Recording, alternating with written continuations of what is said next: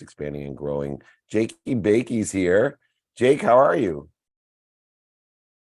I'm doing great. How are you, Dave? You're the only moderator that moderates from a tunnel, so you sound great, my friend. And we got the tunnel sound, so hopefully you'll hear and see the Jakey Bakey. Go ahead, set the room. Let's get this thing started. Perfect. How does it sound now, Dave? Sound better? Yeah, I better. You're good, man. I'm just teasing you. Go ahead. Thank you, Dave. Happy Veterans Day, everybody, for all those who served. Thank you so much. We really appreciate your service. Thank you, Amelia, for passing it over. Today is Friday. Of course, we are here at the 7 a.m. Pacific time, 10 a.m. Eastern time, Breakfast with Champions. And today's topic, Dave's been doing free Friday training for over 23 years. And today's topic is takeaway of the day, takeaway of the week. So if anyone has a takeaway that they'd like to share here on Clubhouse, just raise your hand there at the bottom or back channel me, and we will aim to bring you up. Let's also take a second here, follow the people next to you, follow the people on stage, and let's also start to share the room too. You can share the room at the bottom here on Clubhouse. There's a little square with an arrow. If you push the square with a little arrow, you can share on Twitter, you can share on Facebook, in your messages, you can share it here on Clubhouse too. So let's continue to share the room. We're really creating an unbelievable community here. So Dave, with that in mind, I'll pass it back over to you if you want to share your takeaway of the day / week, and we'll start to bring more people up to share theirs as well. Yes, and I'm unmuted. Perfect. So, my takeaway for the week is a continuum of understanding opportunity. And the more I look at what opportunity exists in the idea of this content creation world that we live in, where our content, our essence can be captured to create content. And there's only one unique brand in the world. There's only one, and that's you. And the better we get at understanding our essence, understanding ourselves, the greater opportunities exist by understanding the size, scope, and skill of an audience to who we are. So in that realm, there's going to be a growth of the middle class, a middle class of content creators, a middle class where you can create an enormous amount of change, an enormous amount of revenue by being in the middle class of who you are. And what do I mean by that? Is that there's so many great technologies that exist to capture, modify, amplify, and perpetuate our essence that we can go ahead and build 100 people, 200 people, 300 people faster, easier, less expensive than ever. And that community that we build can create an extraordinary amount of change if we stay consistent in the middle class. And so I want people to think about, what am I doing today? What do I like about it? What don't I like about it? And finding their essence of what they do, what they enjoy, and then figuring out a plan on, if it's, creating t-shirts, or if it's coffee, or if it's, how to be a sports agent, or whatever it may be. Go ahead and create a live course, a live meeting, a live community to talk about your essence and build from there. And from there can create videos and all types of different other courses. And this idea of the middle class, that you don't have to be a multi-$100 million person, 100 million person, you can be 100-person person. If you understand the power of self and the power of community, and allow yourself, your essence, your uniqueness to resonate with 100 people, extraordinary things will happen over the next decade or two for you. And there's more and more technologies that are coming out that are going to allow you to capture, modify, amplify, and perpetuate your essence. And along with it, the money will follow. The money will follow with a community that appreciates, that adds value to your essence, and that you appreciate, you add value to their essence and their frequency. So everyone try to take a middle class perspective. You don't have to hit a home run. You can keep hitting singles. You can have 100 people. That's it. Put on your objective list. I want 2 community members this month, this week, this year, whatever it would be. But more importantly, it won't happen until you get clear, balanced, and focus on your essence, who you are, and stop worrying about what other people are doing, saying, thinking, believing, feeling. Stop worrying about what's missing and what you don't have. Start focusing in on you. All right, I know I rambled a little bit, but I'm really more interested than interesting about what people have learned this week. If it resonates with you, write it down, create a system to access it. But let's all get some true value today here at Breakfast of Champions. Invite your friends in here. There's a plus sign below. Let's all share what we've learned this week. Go ahead, Jake. Take it back. Thank you, David. Thank you for sharing your takeaway of the week. Let's bring on some people here on Clubhouse that want to share theirs as well. Let's bring up Cheng Jewel, if you can please unmute yourself and feel free to share your takeaway of the week. Welcome. Hello, everybody. Hi, Jay. Thanks for pulling me on. And Dave, great words. I am a filmmaker and musician, and I always believe that showing up, my takeaway today and also always, is to show up. What does that mean? It's kind of echoed earlier. Someone was saying, I didn't look at my phone. Like, say what you promise what you're going to do, and show up, for your children, for your colleagues, for events, whether you think it's Oscar or someone's birthday, or unimportant things or important things. So when you say you're going to do that, you show up. Even if you cannot show up, then you just tell people invite you, just say, I cannot be there. Or you say, maybe I will be there. So there's only 3 choices, I think. Yes, no, maybe. So do not hang people in the middle and not commit. So once you show up, something will happen. I guarantee you. Thank you. It's Ching. I love, yes, I love it. And, part of that is in the formula of how things happen, which is the mathematical equation of coincidence or luck. What you focus in on and what you give your intention to, what you pay attention and give intention equals the coincidences. That's the mathematical equation of things showing up, or things allowing you to be discovered or discoverable. We get caught into the laws of allowance, the laws of attraction, the laws of Goya, get off your ass, Goya. But the idea of discoverability inherent in that is that we live in an abundant world where everything already exists. And so how do you expect things to show up if you're not showing up? How do you think you can discover things if you're not discoverable?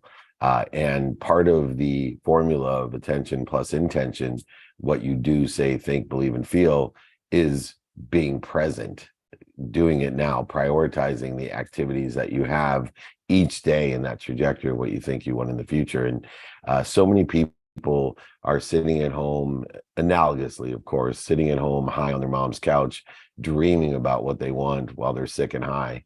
And what we have to do is show up. We have to know what we want, who we can help, who can help us, and how best today we can get that done in the trajectory of what we think we want in the future. And that prioritization creates the coincidental discovering of what we wanted, or better. And I always add or better because we might think we know what we want, and it may appear we may have discovered something that we didn't think we wanted. In fact, we may think it's punishment or pain or setback or a failure, but this omniscient, all-powerful source will allow the discoverability of what's been discovered to realize that what has been discovered by being discoverable and showing up is actually better than what we thought we wanted. It may not take the form, the information that we receive may be counterintuitive or counterproductive or conflictual to what we think we want.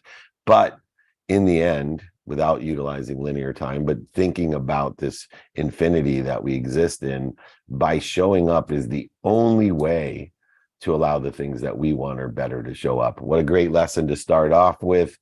Jakey Bakey, reset the room. If anybody wants the discoverability document, that exercise that I have to allow things to be discovered, just email me. Jake will give you the information. but he'd be more than happy to provide you how to be discovered and how to be discoverable. Go ahead, Jakey. Sure, David. Yeah, for that discoverability guide, and everybody who would like that, you can just email David@dmeltzer.com, David@dmeltzer.com. That's Meltzer, like seltzer with an M, David@dmeltzer.com. So we've got, just resetting the room here, we're here on Friday. It's the 7 a.m. Pacific time, 10 a.m. Eastern time edition of Breakfast with Champions. This is David Meltzer's Power Hour. He's been doing free Friday training for over 23 years with all different types of topics and events and ways that he's contributing back to the community. And today's topic is takeaway of the week. So if anyone would like to share your takeaway, raise your hand and we will bring you up to share yours. So let's also take a quick second here, share the room at the bottom here, share with your friends, your family, the whole community. You share it on Twitter, on Facebook, of course, in your messages, and then here on Clubhouse. So let's continue with the takeaways. We'll bring up Adam Smith next. Adam, if you can please unmute yourself and feel free to share your takeaway. Welcome. Good morning. Good morning, you guys. It's always good to hear your voice, David. I appreciate the energy that you bring inside the room when you're here. So my takeaway this week, very interesting. So my cell phone fell off my motorcycle this week. Was testing out a cell phone mount. It obviously failed. It didn't work. When it fell off my motorcycle, the car behind me ran it over. Now, here's the crazy part. They completely demolished my cell phone. And then when I picked up my cell phone, my phone was still connected to the Bluetooth. And at the time, I was listening to an audiobook through my Bluetooth headset, and I could still hear my audio reconnected to the Bluetooth when I picked my phone up, and the audiobook was still playing.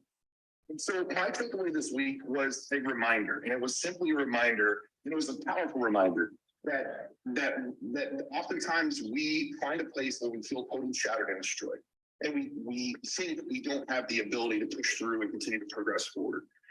However, with that being said, the fact of the matter is that sometimes when we're not sometimes, every single time that we're in that place, and every single time that I find myself in a place where I am going through turmoil and I feel like I'm at a low point, what I am reminded of is that when I'm not in a low point, I'm just walking through the tunnel of challenge and discomfort. But I love being in discomfort. It's one of the greatest things that gives me the ability to grow and become better. My biggest takeaway from all of it is that even when things look completely destroyed, time still moves forward. And as long as we acknowledge and accept that time is an asset and also a limited asset with regards to our ability to manage our time, we don't have to stop. We never have to give up. As long as we recognize that it's just a temporary place and we don't continue to feed that space.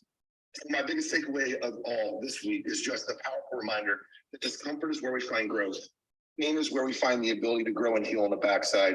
And ultimately, time is a limited asset, but time continues to move forward for us all, even when we think things are at its worst. As long as we don't continue to feed the negative and seek and reinforce the positive, we have the ability to continue to progress and ultimately grow even more significantly, greater, more powerful, and more intentional in our life by not giving up when we are in our hardest place.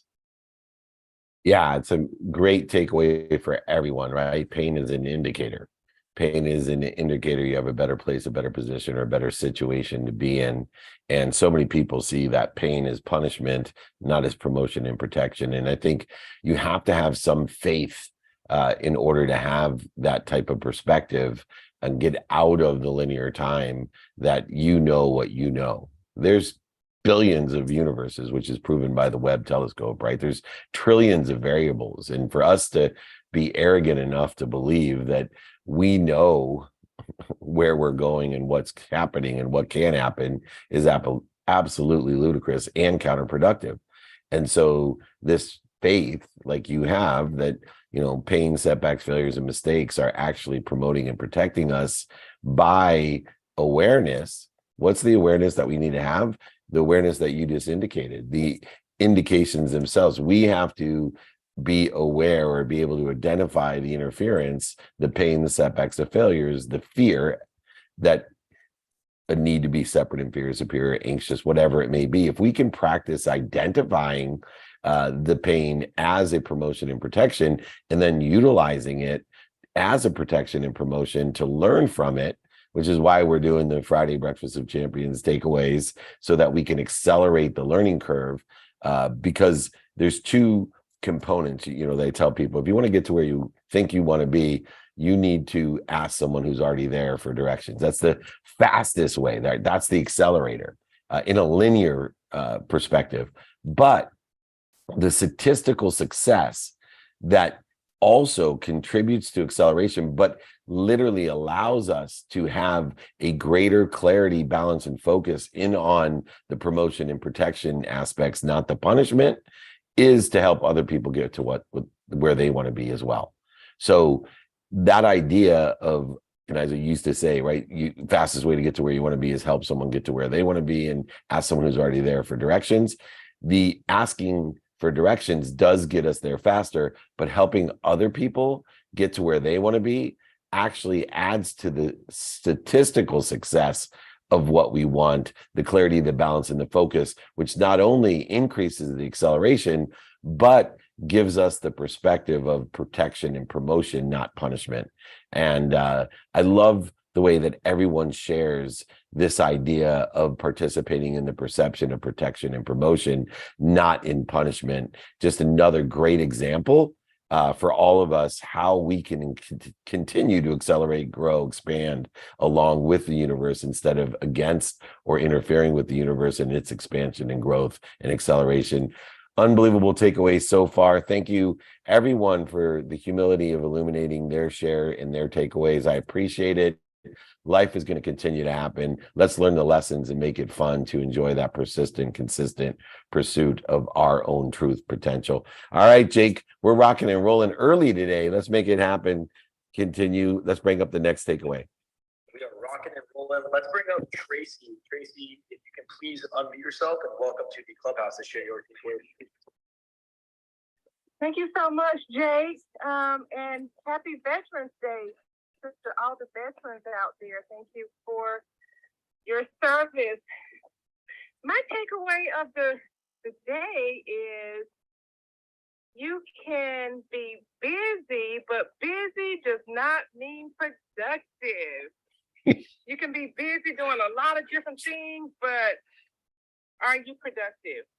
Are you meeting your goals? Are you making a difference? Do you have a plan? My mentor often says, don't be a wandering generality. Have some direction. Know what you're doing. Have goals. A lot of times we're busy doing so many different things, but we're not being productive. So that was my takeaway of the day is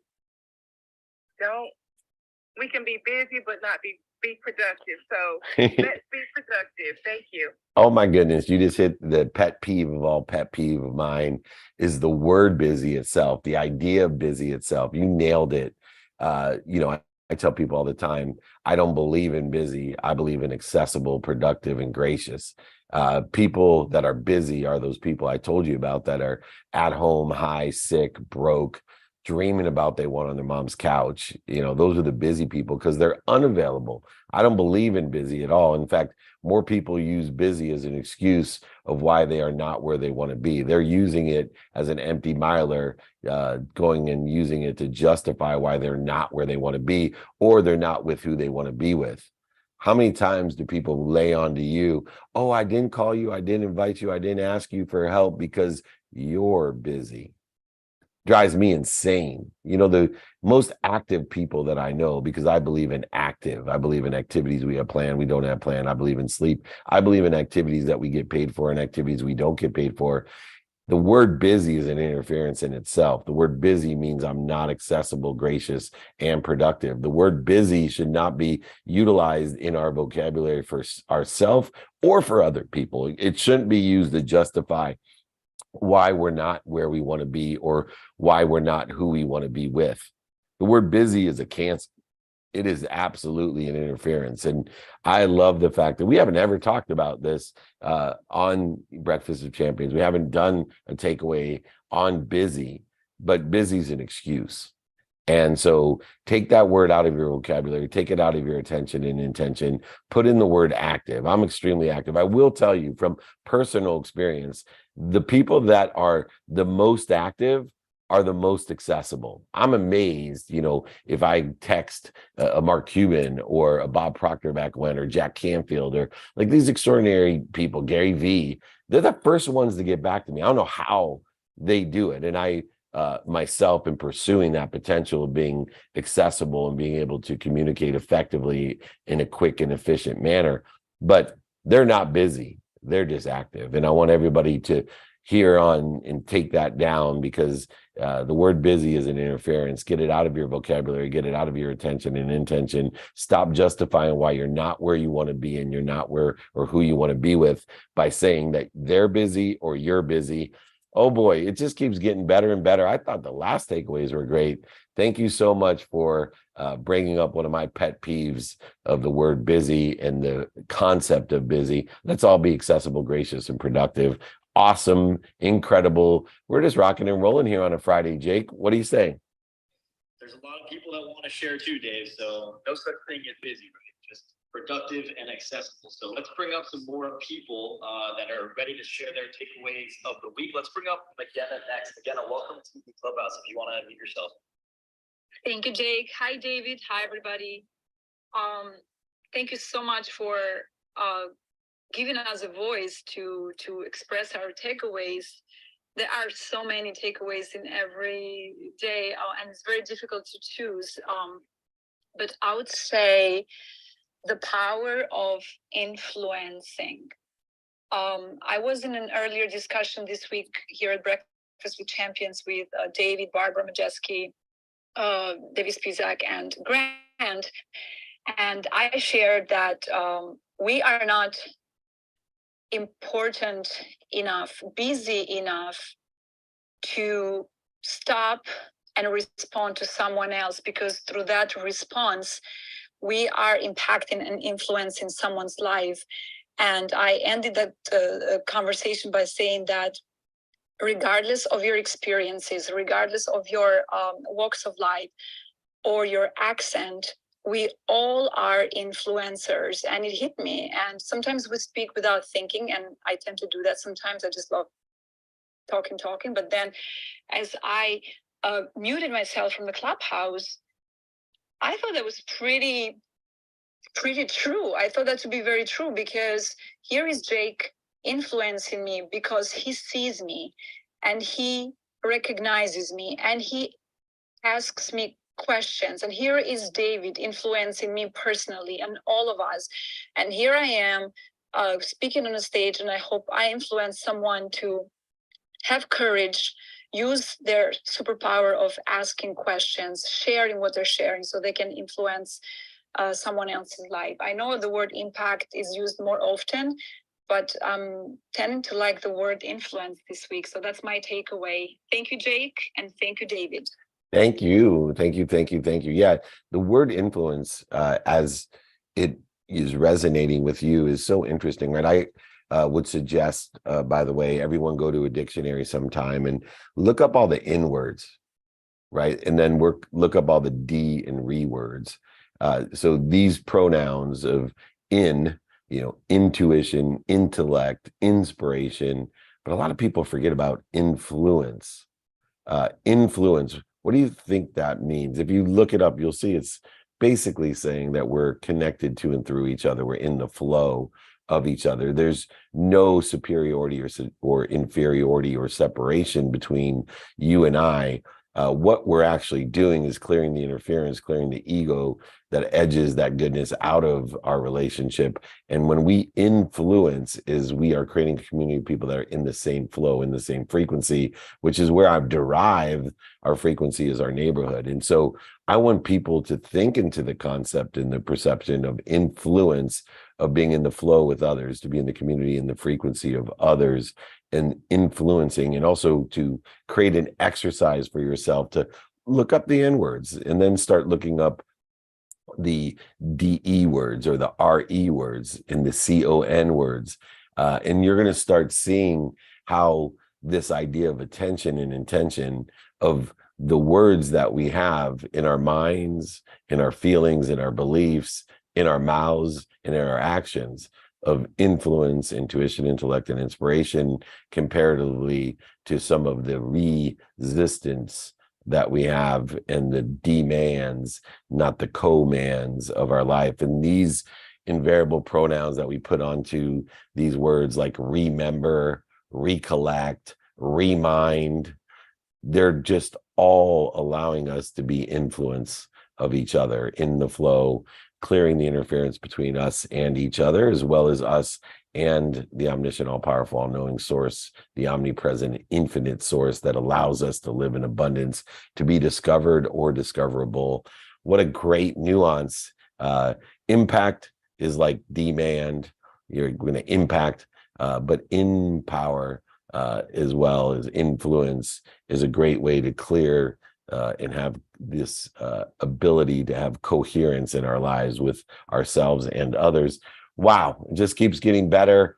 I love takeaways of the week. It's just such a great platform to allow people to share what we do, how we do it, and when to do it. We're here at the Breakfast of Champions. I have the youngest and I think the most extraordinary moderator and friend, Jakey Bakey. That's Jake Fleshner, for those that don't know. Thanks for doing this for me, waking up early every single Friday to be here. Thanks so much. Go ahead, reset the room, Jake. If anybody wants any of those exercises, like the discoverability exercise or practices or values, whatever we're doing, give them the information. If it's free, it's we. So I want to make sure everybody gets things to take away from the takeaway. All right. Sure will, David. Thank you for allowing me, and for allowing me to help moderate Clubhouse. Is incredible. So happy we've come across this amazing platform, especially in the Breakfast with Champions with the one and only voice double, Glenn Lundy. I don't see Glenn in here today, but Glenn, thank you for all that you do. And yeah, if anyone would like any of David's trainings or guides, discoverability, the daily practices, anything, if you even want to share your takeaway of the week, because there are so many people that want to share, and you just want to email David to share your takeaway of the week, you can email him, david@dmeltzer.com, david@dmeltzer.com. Quickly resetting the room here. We are here at the Breakfast with Champions. It is Friday. This is the 7 a.m. Pacific time, 10 a.m. Eastern time edition of the Breakfast with Champions. This week's topic for David's training is takeaway of the week. So if you have a takeaway you'd like to share, please feel free to raise your hand or back channel me, and we will aim to bring you up. Let's also take a second here. Invite the people that are closest to you. Invite the whole community. You can do that at the bottom. There's a little square with an arrow. You can share it on all your favorite social channels. You can share it here on Clubhouse. We're really creating an unbelievable community here. So, Dave, with that in mind, let's bring up the next person, the next special guest. We got Sean Walchek, who is here on Clubhouse. Welcome, Sean. David Meltzer, Breakfast with Champions. I want to talk about frequency and consistency. So this is going to be about 3 years that I got uncomfortable and reached out to the David Meltzer himself, the Meltzer magician, and his team. And now, because of that consistent, persistent pursuit, we're building our barbecue brand and our media brand. And now I'm about to launch our 4th internet show in order to create enough inventory for all of the incredible brand opportunities that we have now. And when I think about it, and I think about Clubhouse, and I think about all the different social media platforms, and the fact that, you know, Jake and the entire Meltzer team uses multiple platforms on Instagram, on TikTok, on LinkedIn to connect community, to build community. And I think about frequency. I'm really humbled. I'm really humbled that we have the technology to connect to people that we admire, people that we looked up to. You know, you said weirdly available. It is weirdly available that the people that we perceive as busy, they in fact aren't busy, but they're productive with frequency. And the more that you put your frequency out onto the internet, because we do a great job in real life. Business owners, entrepreneurs, Breakfast of Champions, all of you are champions in this room. You wouldn't be if you weren't phenomenal in real life.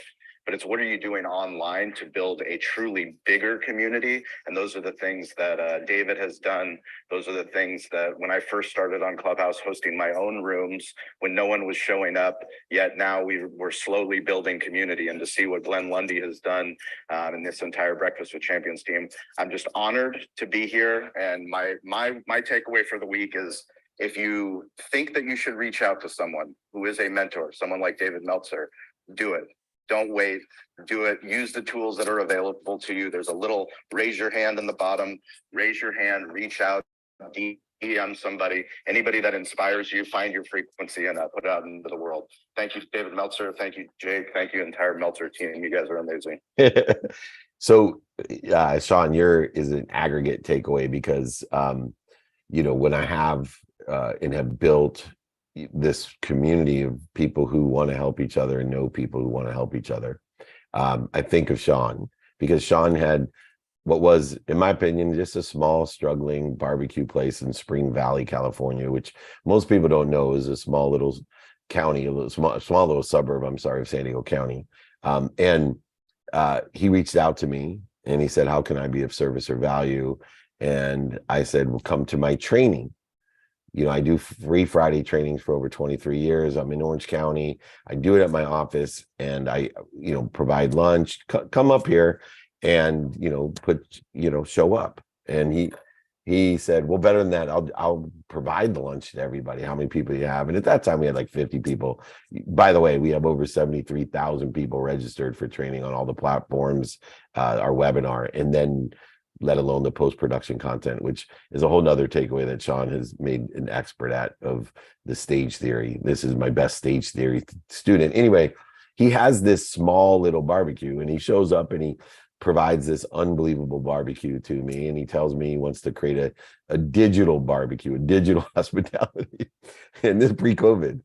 And I was like, oh, okay, man, just, you know, here's the values that you need to implement. Here's the daily practices you need to implement. Here's the execution principles that you need, a repository you need to distribute, and you need to prioritize and execute. And I'll give all of this roadmap stuff that I gave Sean for free. And here we are years later, 3 years, I guess, later, and he's in what I call the content creation middle class. He makes millions of dollars. Not just from his barbecue, which is growing immensely, because it's fueled by the content that he creates by helping other people with the lessons that he's learned of building a hospitality business. And if I had a case study on someone who followed the exercises and guides and everything and re-engaged and invested in himself and, you know, took a long view of what he's doing, it's Sean Waltech. And if you don't believe me, check out his content, check out his barbecue, check out what he does with big companies like Toast. I'm completely blessed to know Sean and to be a part of him, and he's added what to my statistical success because I've helped him get to where he wants to be. I've given him directions to where I have been. In fact, he, you know, kind of has taken my spot with Entrepreneur Magazine in the content side of things because I outgrew their platform and what they do. And, you know, it's a small part of what I'm doing, Entrepreneur. It's a big part of what he's doing, and I can't wait to see where he's going. Anyway, I probably went on a little bit too far of bragging about my star pupil there, but Sean, thank you for coming in.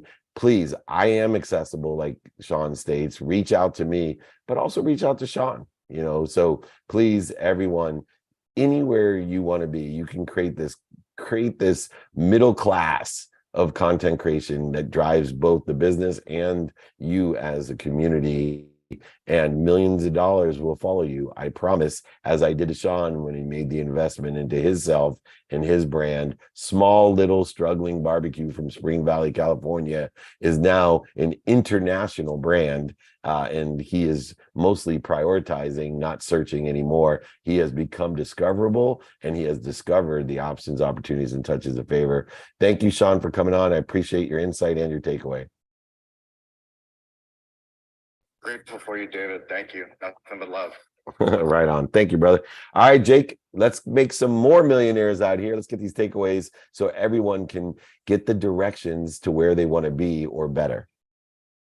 Let's do it. Thank you for joining, Sean, and for sharing your takeaway of the week. Let's bring up Monica. Monica, could you please unmute yourself here on Clubhouse and share your takeaway of the week. Welcome. Good morning, champions. This is Monica in the turquoise ring. For those of you on Clubhouse, I'm up here in the top rows.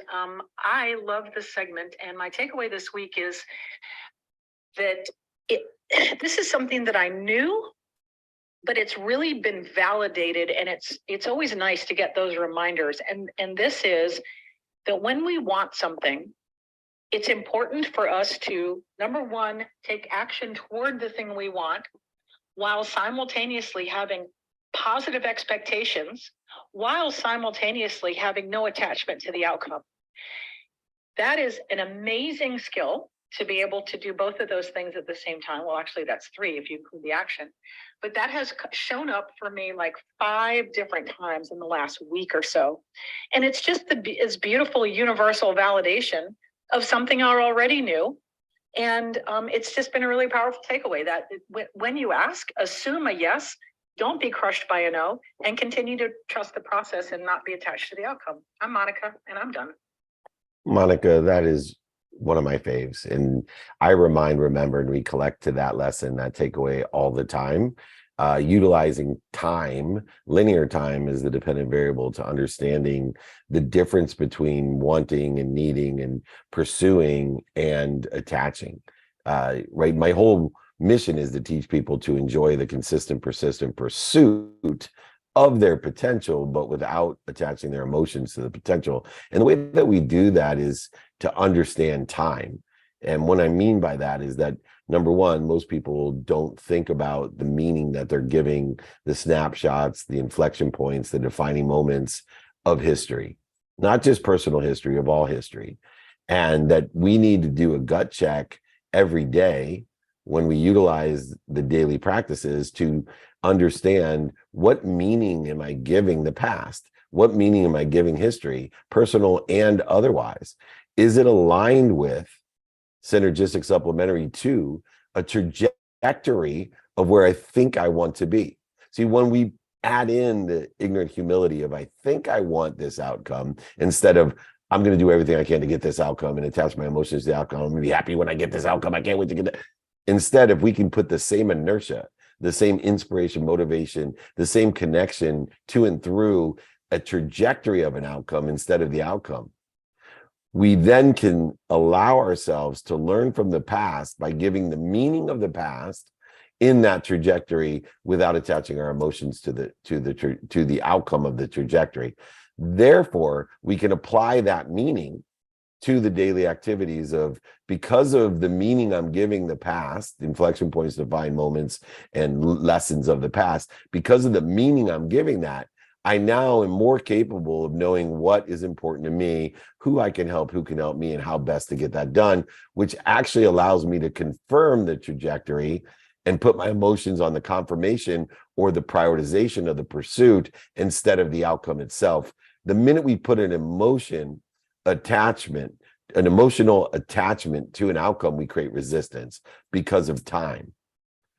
What do I mean by that? Time's the dependent variable of all matter, subjective and objective matter. The minute we take our emotion and don't put it onto the pursuit, but put it onto the outcome, we create resistance because of linear time. Because every second that passes in linear time creates more pressure and more resistance that we don't have what our emotions are attached to.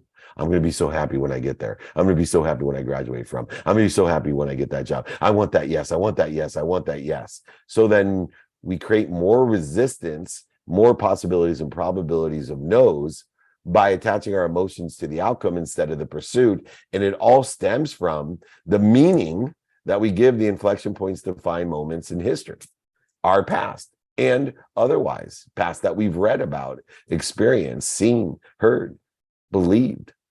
All those different things create resistance if it's not aligned with the pursuit of our potential. And so we want to create an outcome that we want, or better.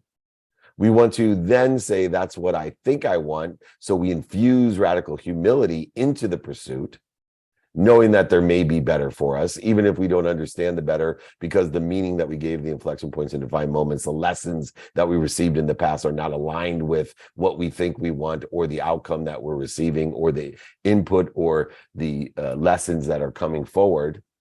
We didn't get a yes. It is hard to understand how this is not counterintuitive or counterproductive to getting what we want by detaching our emotions from what we want and placing it on the pursuit of what we think we want, by giving meaning that is aligned with that pursuit of the past.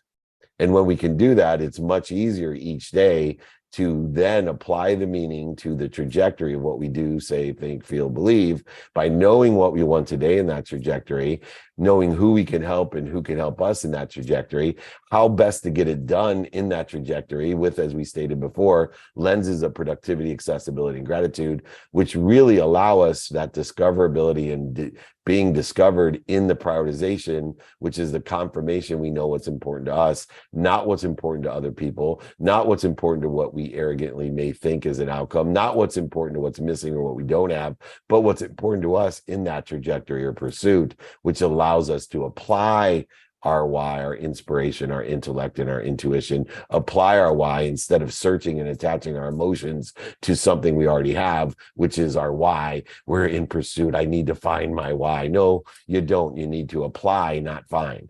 You need to apply your why by detaching your emotions and attaching it to the pursuit by giving the meaning of the past in the trajectory of what you think you want in the future. Oh my goodness, you got me all fired up. I love that. Everyone out there, learn the reconciliation of the attachment of emotions and an outcome, and how to utilize outcome as a trajectory, as a target, not as a endpoint. You'll never be happy when, I promise you, you will be happy pursuing when, not happy when. Thank you so much for the great takeaway. I didn't think it could get any better, but it keeps on getting better. Jake, why don't we reset the room? Thank you, Dave. What an incredible takeaway. Thank you, Monica, for sharing, for everyone for being here, for sharing your takeaways of the week, and for sharing the room too. A lot of people have been sharing. So let's continue to share the room here. As I reset it, there's a little square at the bottom with an arrow. You can share it on your text messages, on Twitter, on Facebook, any of your social channels, here on Clubhouse as well. So let's continue to share the room. Follow the people next to you, follow the people on stage. It is 10:43 a.m. Eastern Time, 7:43 a.m. Pacific Time. We got about 17 minutes here. We have 17 minutes here for people to share their takeaways of the week. So if anyone would like to share, you can raise your hand or back channel me and we will aim to bring you up. So next up, we got Limitless Siga, who's been waiting very patiently. So Siga, if you want to unmute yourself and share your takeaway, welcome. Good morning, Jay. Good morning, David. I always love Fridays because you two and so many of the wonderful, I would say, wisdom droppers in my favorite room, Breakfast with Champions. One of the takeaways I got this week was a dialogue that Barbara Majeski was participating in. And she talked about curating the people around you for how you serve them, but also what you get from them. For me, this was deep, and here's why. I have always, for some reason, since I was a child, been the listener. It just becomes my default mode. So for my groups of friends, my sorority sisters, even business partners, my family, everybody comes to me to unload. And I guess I just have what it takes to provide a safe place and not be judgmental. But it got to a point, I think maybe 5 years ago, some things were going on. I was going through a transition, changing from career to entrepreneurship. And in the process, dealing with my own issues that I needed to change and heal in order to emerge and get to the next level. And I started going to the people that have always come to me for decades to unload, and they seemed shell-shocked. Like, not you, you know. And I have to say, I was resentful for a moment, because I'm like, wait a minute. Family, friends, sorority sisters, for decades, you have always come to me, and I never come to you. And I guess that created an expectation that Siga is who we go to. She doesn't need anything. And I was resentful. But what I got from that conversation yesterday is, don't ask people for what they cannot give, what is not in them. Instead, find someone who has the ability to serve you in that way. In particular, Barbara talked about, do not look for comfort where you receive counsel. Maybe the person who gives you business advice is not the person you're going to unload on about what's going on in your marriage or your relationship. And then maybe just because someone has your best interest at heart does not mean they know what is best for you financially, etc. So that was deep for me. It really was. Thank you so much. I always love being in this wonderful neighborhood, as David Meltzer says. I'm Limitless Seeker. I yield the mic. Oh, you're amazing, Siga. That's who you are. And one of the intricate or subtleties of that lesson or takeaway is ignorant arrogance. I talk about everyone being ignorant, right? Two types of people, ignorant people and ignorant people, people that don't know what they don't know, and people that don't know what they don't know. One of the nuances of where we seek advice and comfort, because comfort is a type of advice, but where do we seek that? Stems from this idea of knowing the ignorant humble and the ignorant arrogant. And what I mean by that is that a lot of times we confuse the people who care the most about us as being ignorant and humble in helping us.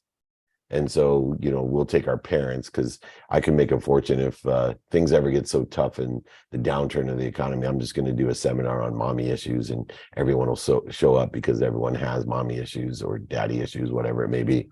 But more importantly, what happens is the more someone cares about us, the more they actually are afraid for us. And fear is an interference. And so when we seek counsel in the wrong place from the ignorant arrogant, in the form of ignorant arrogance is someone that's so afraid for us that they're going to give us advice based on fear, not on intellect, intuition, inspiration, not on confidence and coincidence, but on fear. And so what happens is we go to our mom and say, I want to, you know, be a rock star. And mom's like, no, doctor, lawyer, or failure. Why? Because they're afraid that we won't have security or success in our life, that we're going to experience pain, that terrible indicator that we have a better place to be, a better position to be in.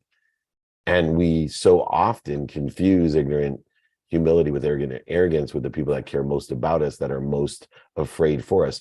Who here in this community right now, this frequency right now, is more afraid for something happening to their children or to people that they love than themselves? Oh, everyone's raising their hand, right? Everyone's raising their hand. And we need to be cognizant of that reality, that ignorant arrogance, because we cannot make our directional decisions on fear. And if we're asking or seeking counsel for those who are more afraid for us than we're afraid for ourselves, we're going to get ourselves into the wrong trajectory. We're going to create void shortages and obstacles and more fear. And no matter what age you are, you need to treat the ignorant arrogant, the people who love us most, that are most fearful for us, as handfuls of sand.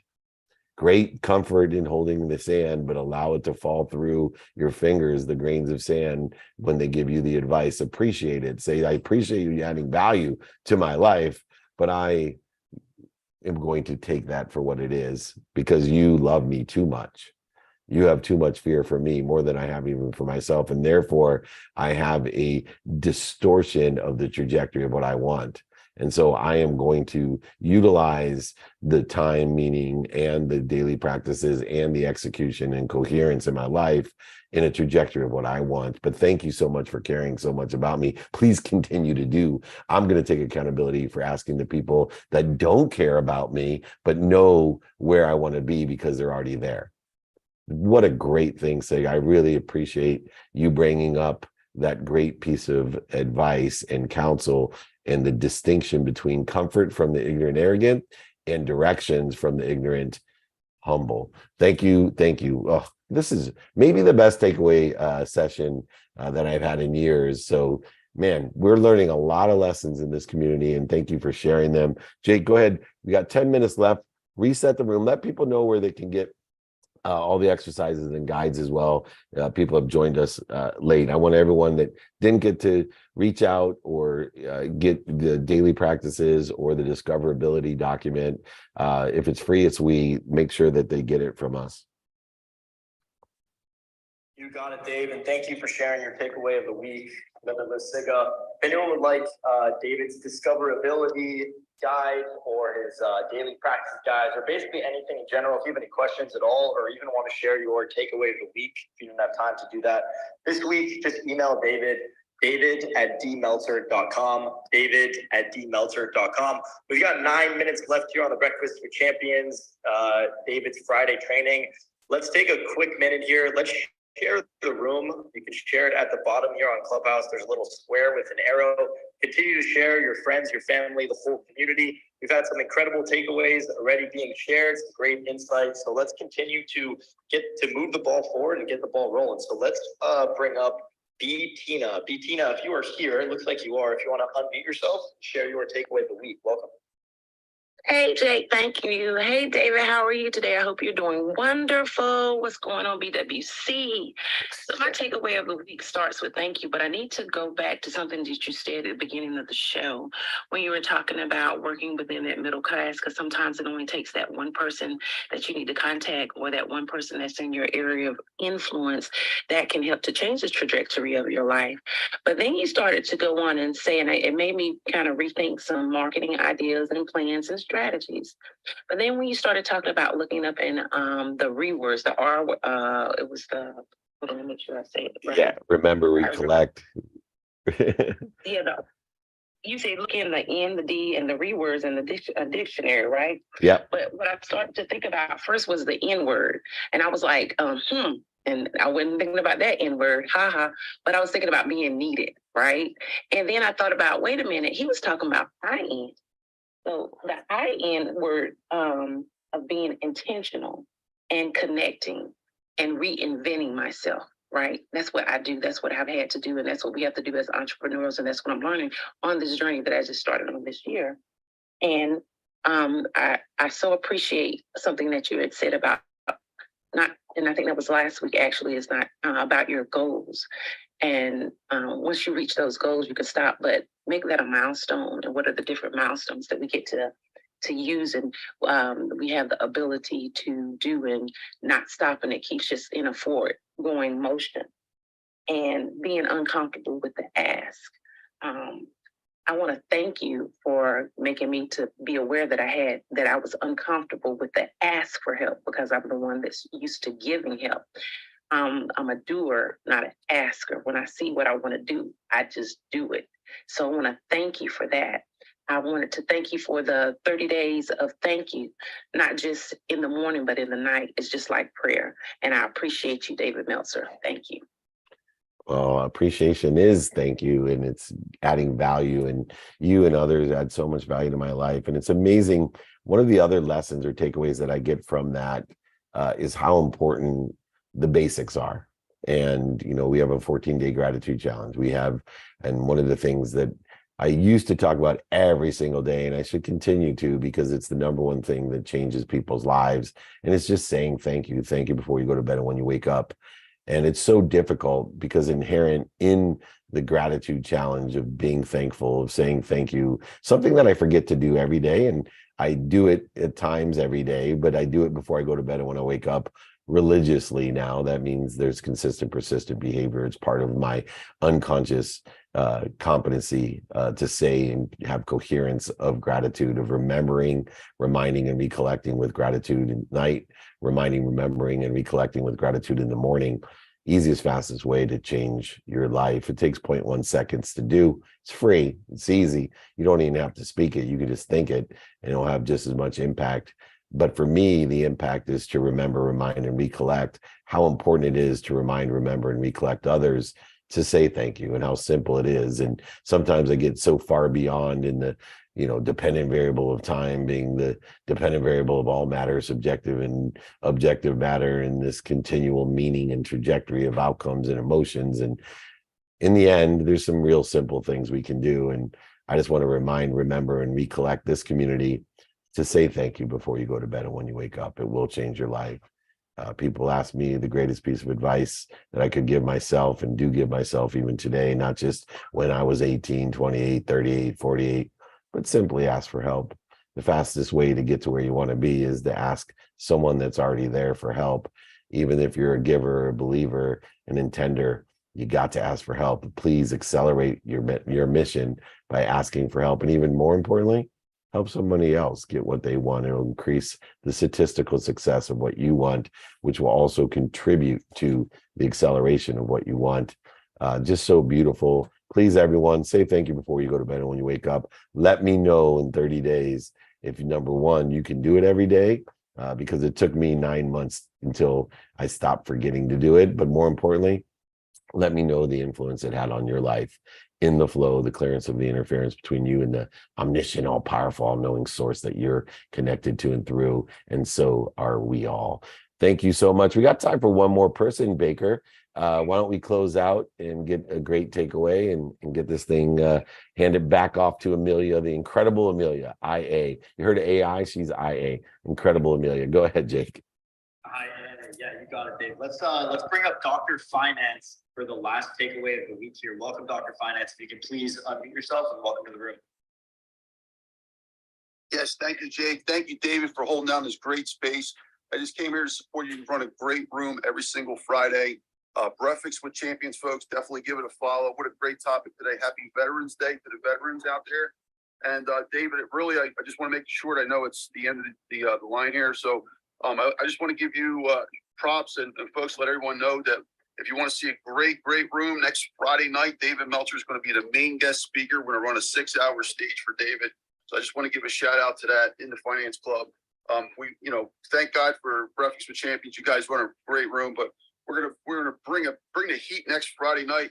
My takeaway, and I hope I'm doing this right, by the way, Jake and Dave, I interviewed Mitzi Perdue yesterday on my podcast, and as a marketing genius, David, I like to hear your opinion. There's personal branding, there's corporate branding. Mitzi's a unique situation and made me rethink things. Her father was the Sheraton Hotel founder, and her husband was the late Frank Perdue. So I always thought about, should we do personal branding over corporate branding? But she has an interesting take where she kind of fits in both worlds and highlights a pro and con to having a corporate versus a personal brand. For example, she could have been, like the Hilton. She could have had a Hilton last name. Her father was Henderson. But because he took a name Sheraton from a hotel and not his last name, she lived a completely different life than the Hiltons. So she had some good pros and cons to whether or not you should use your last name as a personal brand if you're building a corporation. So as a marketing genius, I don't know if we have time for it, but I'd love to hear your thoughts on that. Thank you, David, and best of luck, Dr. Finance. Hey, thank you, Dr. Finance. I'm looking forward to next Friday as well. And thank you for all you do with one of the most important capabilities that we need, which is financial literacy, trying to empower people to do the math. That's simply what it is, to know the timing and risk tolerance and apply the math. But as far as branding goes, remember, that's why I have the daily practices. Personal brand is very powerful. It can feed a corporate brand and vice versa. But it also, as a brand will build over time, can be a detriment to certain lifestyle issues or capabilities that you have. I personally, as a marketer, I believe that you should build your personal brand with your corporate brand. I believe you can build your personal brand, which will only enhance the corporate brand. You can change your name so that you don't have some of the interference that's created if you get to be as big as a Sheraton or a Hilton, whatever it may be. But, look at Elon Musk, right? He has a huge personal brand that's tied to his corporate brands. And as you see, when you make bad personal choices, it can affect your corporate brand. And there's a big danger in that. But I believe, especially because the majority, 99.9% of the people are just going to be in the content creation, the branding middle class, that there's, the mitigation of risk is so small comparatively to, Bezos sending private parts on his phone or Musk, saying things that are offensive. Most people don't have to worry about that. And if you get to a point, change your name. That's my personal. It's 11 o'clock. It's 11:01. We got to get going. I'm so sorry, but everybody, please reach out to me, David@dmeltzer.com. First name is David. at D first initial, last name Meltzer, like seltzer with an M.com. All my guys' exercises, books are free. I don't charge for shipping. I pay for the book shipping and we'll sign the books for you, audiobook, ebook, whatever you need. All you got to do, if it's free, it's we. Please ask me. Jake, close out the room and hand it up to IA, the incredible Amelia. Thanks so much. Thank you, Dave. Thank you so much for everyone. Thank you, everyone. We'll be right on to Instagram Live and TikTok. Thank you. We love it. Please, let's get started here. And thank you, everyone here. We will be back.